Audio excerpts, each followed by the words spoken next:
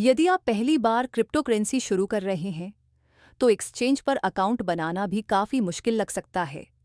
इसलिए आज की इस वीडियो में मैं आपको दुनिया के सबसे बड़े क्रिप्टो एक्सचेंज बाइनेंस का उपयोग करना दिखाऊंगा।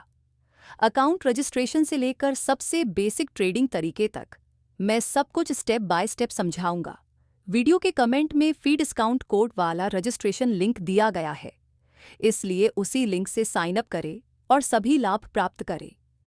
बाइनेंस रिफर लागू होने की जांच करने का तरीका। रजिस्ट्रेशन से पहले हमेशा रिफर का उपयोग करने की सलाह दी जाती है, क्योंकि इससे आपको ट्रेडिंग फीस पर 20% की छूट मिलती है। इसके अलावा $600 का बोनस भी मिलता है, इसलिए रिफर का उपयोग न करना नुकसान हो सकता है। यह जांचना बहुत आसान है कि रिफर लागू हुआ है या नहीं। यदि आप मेरे दिए गए लिंक से बाइनेंस में प्रवेश करते हैं, तो यह जानकारी स्क्रीन के बाईं ओर स्पष्ट रूप से दिखाई देगी। इसका मतलब है कि जब आप मेरे लिंक से प्रवेश करते हैं, तो आपको ट्रेडिंग फीस पर 20% कैशबैक मिलेगा और $600 का बोनस भी प्राप्त होगा। यदि लिंक से प्रवेश करने पर आपको यह स्क्रीन दिखाई देती है, तो इसका मतलब है कि रिफर सही तरीके से लागू हो गया है। यदि आपने बिना रिफर वाले लिंक से रजिस्ट्रेशन किया है, रजिस्ट्रेशन के बाद अगर कोई ट्रेडिंग इतिहास नहीं है और 6 महीने पूरे हो चुके हैं,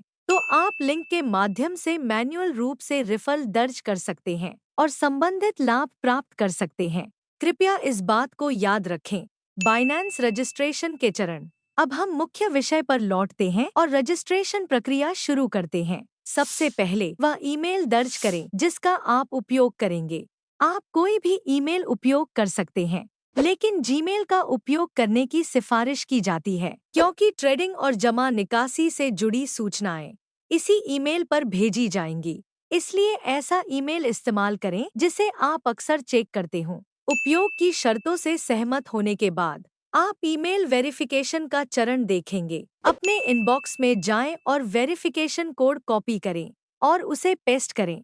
अगर आपको ईमेल प्राप्त नहीं हुआ है, तो स्पैम फोल्डर भी जरूर जांचें। अंत में एक पासवर्ड बनाएं। पासवर्ड कम से कम 8 अक्षरों का होना चाहिए और उसमें कम से कम एक संख्या और एक बड़ा अक्षर होना चाहिए। यह पूरा करने के बाद रजिस्ट्रेशन समाप्त हो जाएगा। केवाईसी सत्यापन प्रक्रिया। इसके बाद पहचान सत्यापन चरण आता है, जो तुरंत दिखाई देता है।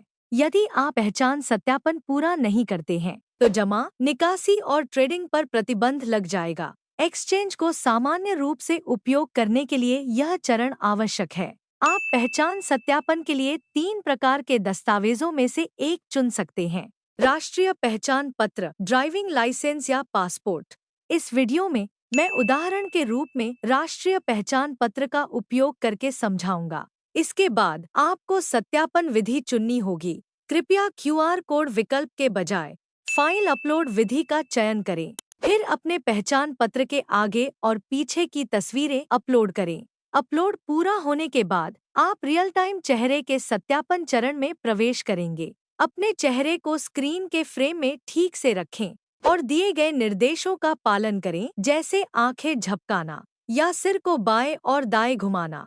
निर्देशों के अनुसार बस कार्य करें। सत्यापन प्रक्रिया आमतौर पर 5 मिनट से लेकर अधिकतम 1 घंटे तक लेती है। एक बार पहचान सत्यापन पूरा हो जाने के बाद अब हम स्पॉट ट्रेडिंग की विधि की ओर बढ़ेंगे।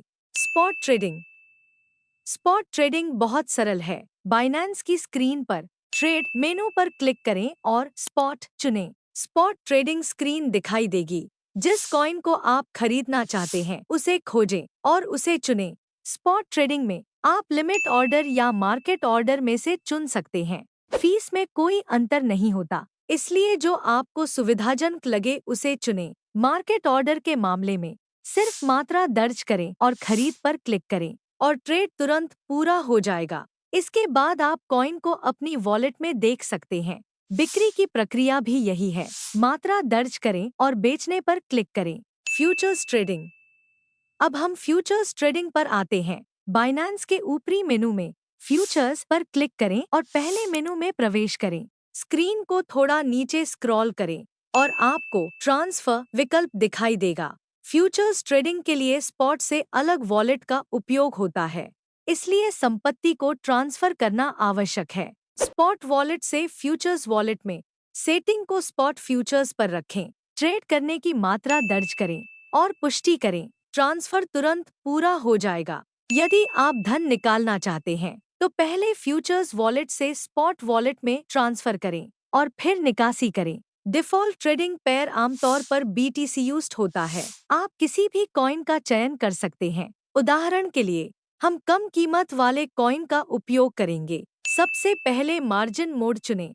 आइसोलेटेड या क्रॉस में से चुनें। आइसोलेटेड मार्जिन केवल उसी पोजीशन की संपत्ति का उपयोग करता है जिससे जोखिम प्रबंधन आसान हो जाता है। क्रॉस मार्जिन पूरी अकाउंट बैलेंस का उपयोग करता है, इसलिए नुकसान होने पर पूरे अकाउंट पर असर पड़ सकता है। शुरुआती लोगों के लिए आइसोलेटेड की सिफारिश की जाती है।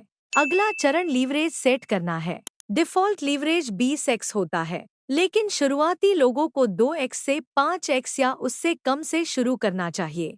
जितना अधिक लीवरेज होगा उतना ही अधिक लाभ और नुकसान दोनों होंगे। अगला चरण ऑर्डर प्रकार चुनना है। आप मार्केट या लिमिट ऑर्डर चुन सकते हैं। मार्केट ऑर्डर तुरंत पूरा होता है, लेकिन इसकी फीस थोड़ी अधिक होती है। लिमिट ऑर्डर आपको अपनी कीमत तय करने देता है और कीमत पहुंचने पर ऑर्डर पूरा होता है। मार्केट स्थिति के अनुसार चुनें। अंत में पोजीशन की दिशा चुनें। लॉन्ग पोजीशन तब उपयोग होती है जब कीमत बढ़ने की उम्मीद हो। शॉर्ट पोजीशन तब उपयोग होती है जब कीमत गिरने की उम्मीद हो। पोजीशन में प्रवेश करने के बाद आपकी पोजीशन स्क्रीन के निचले हिस्से में दिखाई देगी। ट्रेड बंद करने का तरीका। जब आप ट्रेड बंद करना चाहें तो मार्केट या लिमिट ऑर्डर में से चुनें। लिमिट ऑर्डर से बंद करने पर आप बंद करने की कीमत और मात्रा सेट कर सकते हैं और कीमत पहुंचते ही पोजीशन अपने आप बंद हो जाएगी। मार्केट ऑर्डर से बंद करने पर वर्तमान कीमत पर तुरंत बंद हो जाता है। सिर्फ मात्रा दर्ज करनी होती है। यह तरीका जल्दी मुनाफा लेने या नुकसान सीमित करने में मदद करता है। निष्कर्ष। इस वीडियो में हमने रिफल जांचने का तरीका और रजिस्ट्रेशन प्रक्रिया, KYC पहचान सत्यापन और फ्यूचर्स ट्रेडिंग में प्रवेश से लेकर निकास तक की पूरी प्रक्रिया समझाई। शुरुआत में यह थोड़ा जटिल लग सकता है, लेकिन कुछ बार अभ्यास करने के बाद आप जल्दी आदत डाल लेंगे। अगर यह वीडियो उपयोगी लगा हो तो चैनल को सब्सक्राइब करें और लाइक जरूर करें। धन्यवाद।